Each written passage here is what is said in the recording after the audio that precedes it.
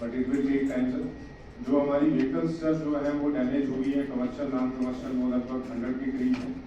Total structure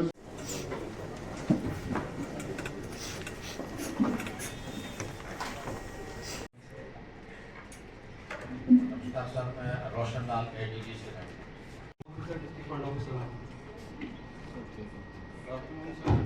जो है वो रिस्टोर करना थोड़ा सा चैलेंजिंग पार्ट है, क्योंकि उसमें जितना भी नेटवर्क है तो की थी, लेकिन फिर से एक जगह में कल दोबारा से फ्लैश फ्लड आया वहाँ पे, तो एक जगह से फिर डैमेज हो गई है। दूसरी जो हमारी सेरी बागना रोड है सर,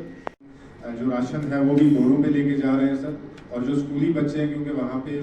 दरियाव के ऊपर वो कहीं ना कहीं डैमेज हुआ है, जिसमें 4000 हेक्टेयर का अभी तक हम सर्वे कर, जो कल हमने वहाँ पे बागना में सर रिस्टोर किया है, वहाँ पे टेम्परेरी ब्रिज देके, लेकिन वो परमानेंटली उसको जो है वो नेक्स्ट ऐसे हैं सर जो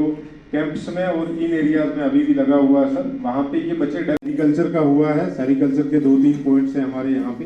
तो उनमें ये यहाँ मेजॉरिटी नर्सरी वगैरह ही जो है हुए हैं, लेकिन अभी तक जो हमारा अभी जिसमें सर्वे भी हमने किया है 100 के करीब ऐसे स्कूल्स हैं जो एनिमल्स के लिए है, उसकी टीम भी हमने जो है वो बनाई है, जहाँ जहाँ वो पहुँच पा रहा है जब डिजास्टर आया सर। ये तो हमने इनका प्लान किया है कि इनमें कपड़े देंगे, और कुछ हमारी फैमिलीज हैं इसमें सर, हमने इसमें मेडिकल कैंप है, इसमें हमने सर एक जैसे बैक टू विलेज एक प्रोग्राम चला था, 500 के करीब लेबर्स जो हैं वो यहाँ पे एंगेज किए, उनको यहीं पे रखा, लंगर लगाया उनका कम्युनिटी। ये सर जो डिसीज पे नेक्स्ट ये थे घरों में सर, हमने मैंने सर्वे खुद किया सर इन इलाकों। नेक्स्ट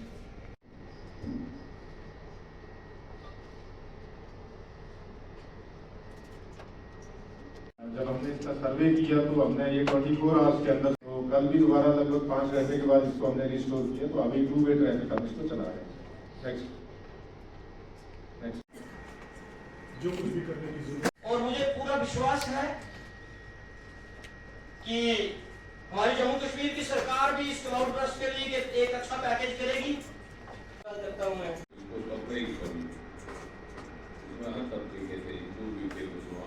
सर वो बिल्कुल बेरोजगार हो गए हैं, दुकानें बिल्कुल निकल गई उनकी। तो सर हमारी ये रिक्वेस्ट रहेगी सर कि जो दुकानदारों की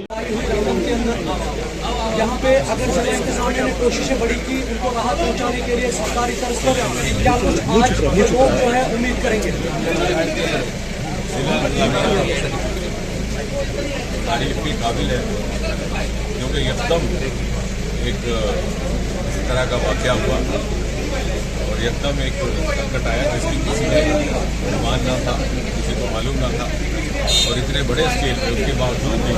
बड़े कम रिस्पांस टाइम में एडमिनिस्ट्रेशन राहत के लिए पहुंची। और इसका सबसे बड़ा सबूत और प्रमाण ये है कि हमारा जान और माल का नुकसान कम करने में वो कामयाब रहे। 300 कैजुअल्टीज हुई बदकिस्मती से, लेकिन बहुत ज़्यादा भी हो सकती थी जिस तरह का ये डिजास्टर हुआ था।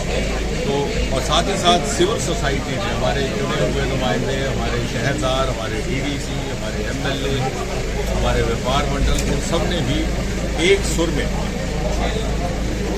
हर जमात के लोगों ने इकट्ठा होकर के काम किया। मुझे लगता है ये whole of government and whole of society का एक बेहतरीन मॉडल और बेहतरीन नमूना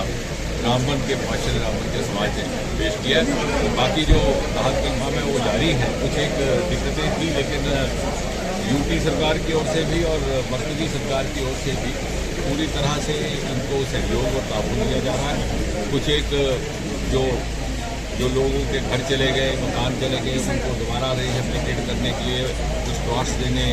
का एक मशवरा है, उस पर भी काम किया जा रहा है। कुछ एक दुकानें ज़ाया गई हैं, तो हम चाहेंगे कि हमारे व्यापारी से अपना काम करना शुरू कर सके, उसका इस तरह का ऑप्शन रहेगा। डीसी साहब भी उस पर काम कर रहे हैं। तो मुझे लगता है कि कुल मिलाकर के जितने भी ऐसे मुतासिर हुए लोग हैं, उनकी भरपाई किसी न किसी सूरत में करने का कोई ना कोई तरीका ढूंढा जाएगा और जल्द पहुँचेगा। और इसके लिए चूँकि मोदी जी बताते खुद भी इस इलाके को लेकर के हमेशा बड़ी चिंता भी करते हैं, इसको बड़ी तरजीह भी देते हैं, क्योंकि हमेशा उनका ये कहना है कि दूर दराज जो पहाड़ी इलाके जो पिछड़ गए, जिनको उस तरह की तवज्जो ना मिल सकी जिसके वो हकदार थे, उनको बराबर की तवज्जो दे करके उनको उस सतह पर लाना है। और बीच में इसी दौरान चूंकि पहलगाम का हादसा हो गया तो कुछ एक एडमिनिस्ट्रेशन और दूसरे लोगों को भी जो हमारे पब्लिक लाइफ और सार्वजनिक जीवन से जुड़े थे उनको उस तरफ थोड़ा सा तवज्जो देनी पड़ी, तो इसलिए थोड़ा सा इसमें विघन आया, लेकिन उसके बावजूद भी यहाँ काम पूरा on fast track on war footing करेंगे। सर, पहलगाम अटैक के बाद आज हमारे प्रधानमंत्री ने जो ट्रेड है पाकिस्तान के साथ इम्पोर्ट एक्सपोर्ट बैन कर दिया है, इस हवाले से क्या कुछ कहेंगे? मैं तो समझता हूँ कि जो भी प्रधानमंत्री जी फैसला लेंगे वो मुल्क और आवाम की बहबूदगी के लिए, हमें उसमें ज़्यादा बात करने की ज़रूरत नहीं है, आउट ऑफ टर्न बात करने की ज़रूरत नहीं, क्योंकि होम मिनिस्ट्री की बात, डिफेंस मिनिस्ट्री की बात एक ऐसी इनपुट होती है जो शायद हमारे पास आपके पास ना हो। जो भी फैसला किया जाएगा देश हित में, राष्ट्र हित में किया जाएगा। और मुझे ये कहते हुए भी खुशी है कि हमारा एक बहुत सालों से रुका हुआ शाहपुर कंडी का प्रोजेक्ट था दरियाए रावी पे, क्योंकि जब इंडस वाटर ट्रीटी हुई थी तो 3 दरिया हमारे हिस्से में आए थे, रावी, सतलुज और व्यास, तो उसमें से बड़ा रावी था, लेकिन नामालूम किन वजूहत से पिछली सरकारों ने उस प्रोजेक्ट को 40-50 साल बंद बस्ते में रखा। तो मोदी जी के आने के बाद वो भी रिवाइव हुआ, उसके 2-3 महीने में उसका आखिरी फेज भी मुकम्मल हो जाएगा। तो हमारे हिस्से का पानी जो पंजाब और जम्मू कश्मीर के जो ज़िले हैं बॉर्डर डिस्ट्रिक्ट, इस तरफ कठुआ, सांबा, उत्तर गुरदासपुर, पठानकोट, उनके लिए इरीगेशन पावर जनरेशन करेगा। मुझे लग रहा है कि सही दिशा में अब सरकार ने काम करना शुरू किया। सर, सेंटर से कोई पैकेज आपके एमपी लैड से कुछ उम्मीद कर सकते हैं? एमपी लैड से भी है, वो तो एमपी लैड से तो मुतासर चला ही रहते हैं। अब जो मांग आती है हम देते रहते हैं। उन्होंने कहा हमें क्रिटिकल केयर चाहिए एम्बुलेंस से, एमपी लैड से हमने कहा ले लो जितनी चाहिए। तो वो एक निरंतर प्रक्रिया, ऐसा नहीं है कि कोई मुसीबत हो, कैलेमिटी हो तभी एमपी लैड दिया जाता है, उसके बगैर भी एमपी लैड चलता रहता है। और हर जिले को एमपी लैड भी है और सरकार की तरफ से भी है, और अगर कुछ और उसके अलावा इमदाद हुई तो डीसी साहब उसके लिए भी पूरा। सर, 1,30,000 काफ़ी नहीं है डिजास्टर में लोगों के लिए, उसके लिए कुछ और भी प्रपोजल बनाएंगे, क्योंकि और साथ ही साथ कुछ हम फिलैंथ्रोपिस्ट वगैरह से भी इकट्ठा करेंगे। जैसे जब 2014 में इस तरह का एक वाक़या हुआ था तो मैंने कुछ एक दूसरे सोर्सेज से 50 लाख रुपए भी इकट्ठा किया था एमपी फंड के अलावा, कुछ चेंबर ने दिया, कुछ मुंबई चेंबर ने दिया, तो उस तरह का भी हम करेंगे सारा मोबिलाइज। सर, हमारे 9 अप्रैल को पत्नीटॉप पे क्लाइमेट रिसर्च सेंटर खुला, इनॉग्रेट आपने किया था, तो उसकी कोई हमें फोरकास्ट एग्जैक्ट नहीं मिल सकी जो हमें इससे ये उसका ताल्लुक इससे नहीं है,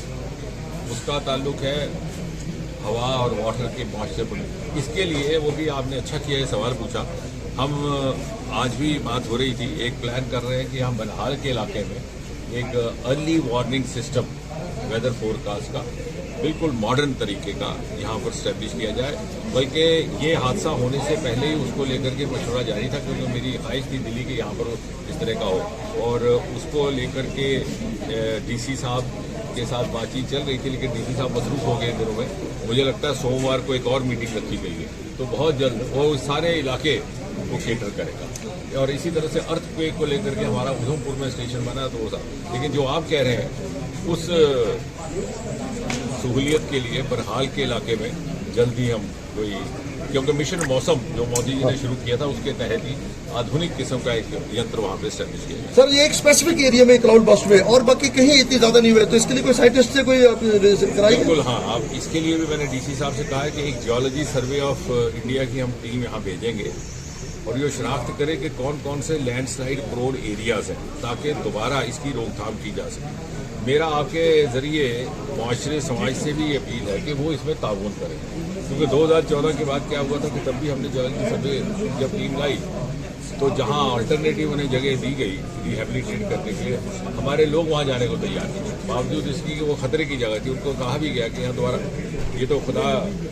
की गनीमत है कि सिर्फ 3 कैजुअल्टी हुई, ज़्यादा भी हो सकती है, और इसलिए हम साइंटिफिकली जैसे आपने कहा स्टडी करके ही उन एरियाज़ की शनाख्त करेंगे जहाँ पर के मकान तामीर किए जा सके। और एक और अपील जिसमें आप बहुत ज़्यादा तामुल कर सकते हैं, ये जो एनक्रोचमेंट्स और अनऑथोराइज कंस्ट्रक्शन है, ये सबसे बड़ा